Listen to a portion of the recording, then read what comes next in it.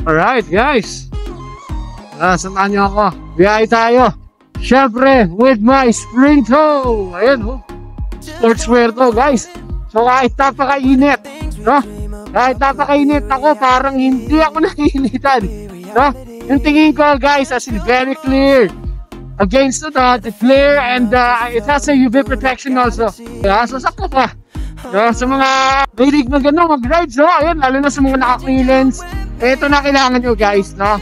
Clear lens, tapos ganitong shades lang, from Sprinto. Okay! Diba? Ano pa rinantay nyo guys? Let's ride! Well, let's do this with Sprinto! I'm here! Let's go! Please do follow my page, Uncle Joe Facebook page, and my YouTube channel, Uncle Joe TV. Let's go! Shoutout sa lahat dyan, sa lahat ng mga supporters sa subscribers ni Uncle Joe. Thank you so much, no, sa suporta. Thank you so much guys. Ayun no, tamang biyahe lang tayo. Sobrang tricky na araw ngayon guys, as you can see oh.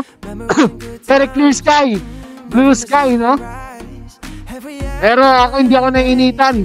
Kasi yung tingin ko hindi ako na nasisilaw. Ayan. Thank you kay Sprinto. Ayun no, always supporting me.